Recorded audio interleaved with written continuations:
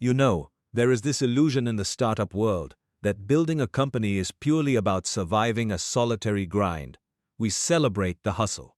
But what if the biggest hurdle isn't the market, but the fact that founders are leaving a massive cheat code untouched? Uh, it is wild to think about.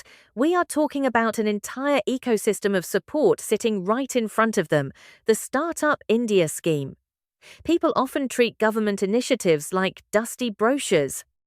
But in today's cutthroat environment, it is a strategic weapon. Exactly. Let us break that weapon down. The most obvious edge is the 3-year tax holiday. I don't think founders realize that a tax break isn't just about saving a few rupees. It is oxygen. Oxygen is the perfect word.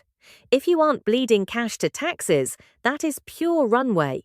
You can pivot, experiment, or hire that crucial developer. But it goes beyond cash. Think about the mental drain of bureaucracy. Have you ever tried navigating regulatory paperwork while building a disruptive product? It is a nightmare. It pulls you out of the visionary mindset and drops you into the mud. So, simplifying compliance is huge. You focus on building, not fighting red tape. But what about capital? Money is incredibly tight right now. That is exactly why this matters today. The scheme opens doors to government-backed funds and makes investor access smoother. It acts as a financial anchor, and it ties perfectly into intellectual property, fast-tracking patents and cutting costs.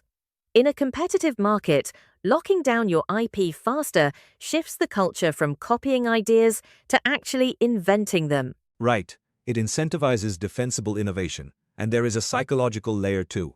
Official recognition isn't just a framed certificate. It is a massive trust signal to investors, partners, and early customers that you are legitimate. Spot on. It is a credibility multiplier. But here is the tragic irony. Despite the runway, the sanity, the funding, and the trust, a shocking number of founders just ignore it.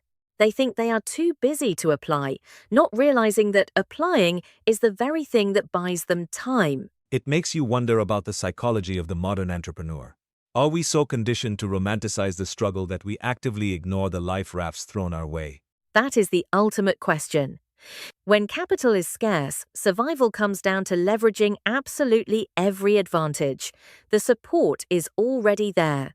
The real test is whether you have the wisdom to use it. A perfect thought to leave on. The difference between scaling and stalling might just be grabbing what is already on the table. Until next time, keep building smarter.